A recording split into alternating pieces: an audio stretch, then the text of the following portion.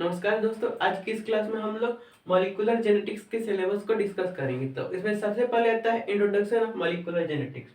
तो उसमें सबसे पहले हम लोग देखते हैं कि what is genetic material. Genetic material है क्या, जीन क्या है और वो कहाँ लोकेटेड होता है उसको देखते हैं। उसके बाद आता है आपका प्रॉपर्टी ऑफ जेनेटिक मटेरियल। तो जेनेटिक मटेरियल का कुछ विशेष प्रॉपर्टी होता है, जिसमें सबसे पहले आता है कि ये हेरिडिटरी इंफॉर्मेशन को कैरी करना चाहिए। जो जेनेटिक मटेरियल है वो मदर और फादर का इंफॉर्मेशन, हेरिडिटरी इंफॉर्मेशन को ऑफस्प्रिंग तक लेकर जाता है।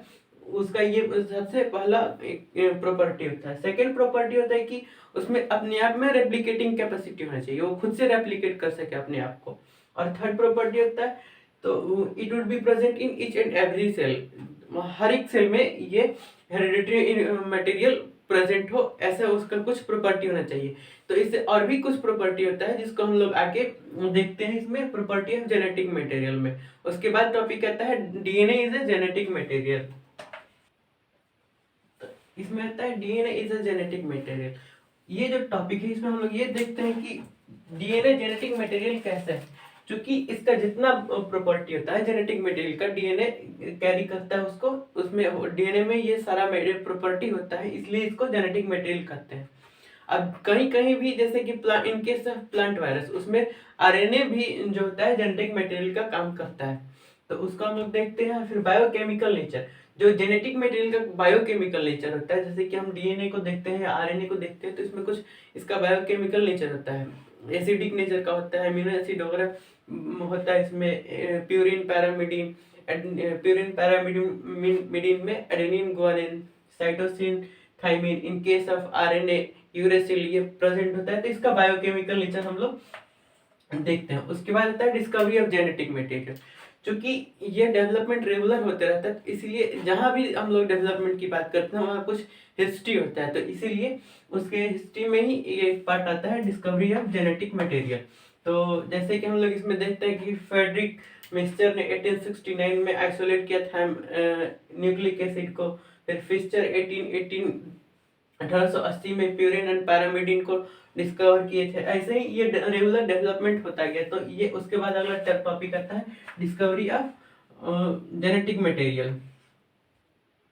उसके बाद जो टॉपिक आता है वो आता है टाइप ऑफ डीएनए। जैसे कि हम लोग जानते हैं कि 4 तरह का डीएनए बेसिकली होता है, A B C and Z type of DNA. उसके बाद इसमें जो टोटल डीएनए के बारे में होता है, डीएनए टाइप ऑफ डीएनए और डीएनए, इसके बारे में हम लोग यहाँ पढ़ते हैं। फिर replication and packing of DNA.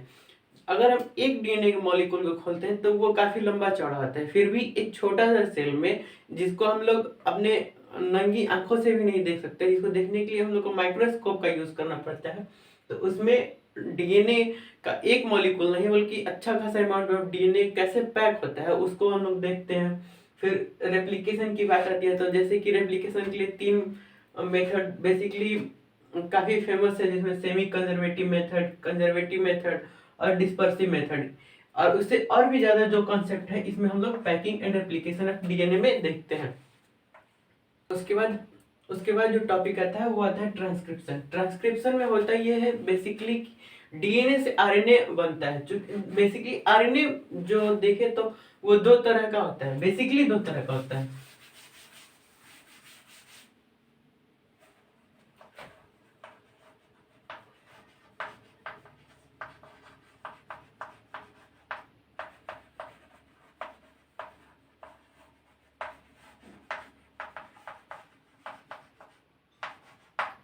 Genetic RNA और नॉन जेनेटिक आरएनए। अगर जेनेटिक आरएनए को देखें तो ये केवल प्लांट वायरस में प्रेजेंट होता है, जो कि जेनेटिक मटेरियल का काम करता है। और नॉन जेनेटिक आरएनए ये जो ह्यूमन बीइंग होता है या किसी भी जहाँ हर एक ऑर्गेनिज्म एक्सेप्ट प्लांट वायरस, जो आरएनए होता है वो नॉन जेनेटिक होता है।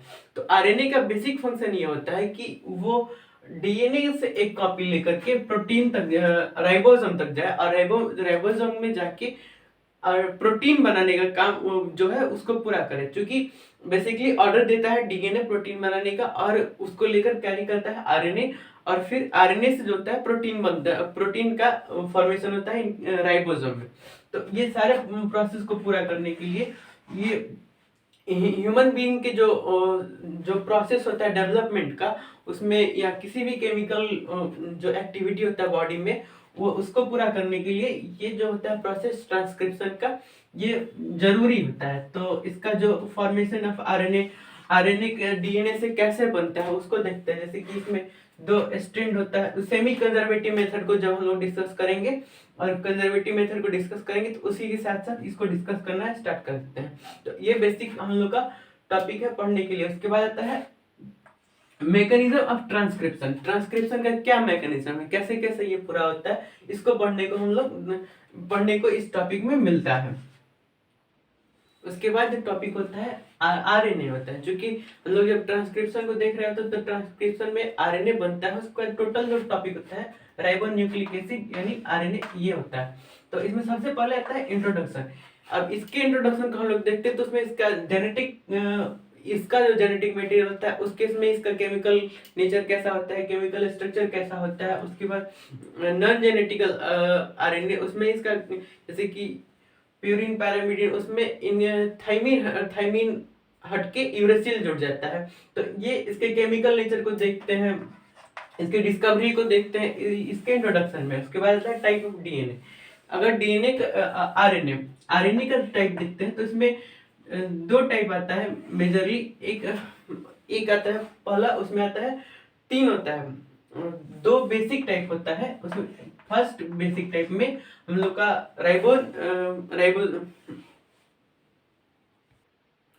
राइबोसोमल आरएनए होता है, फिर से मैसेंजर आरएनए होता है, ट्रांसफर आरएनए होता है। तो वो होता है। उसके बाद जो छोटा छोटा होता है स्मॉल न्यूक्लियर आरएनए और स्मॉल साइटोप्लाज्मिक आरएनए, इसको देखते हैं हम लोग इसके आरएनए में, टॉपिक आरएनए में। उसके बाद जो टॉपिक आता है हम लोग का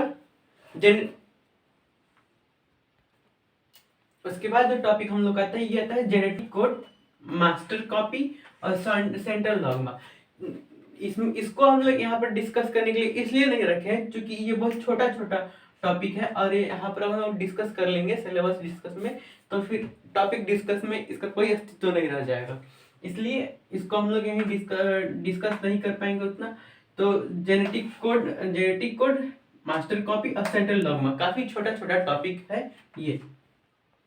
उसके बाद आता है प्रोटीन सिंथेसिस, इसको ट्रांसलेशन करते हैं हम लोग। तो जब प्रोटीन सिंथेसिस देखते हैं हम लोग तो इसमें सबसे पहले आता है राइबोसोम। इस राइबोसोम का जो स्ट्रक्चर होता है उसको पढ़ते हैं हम लोग।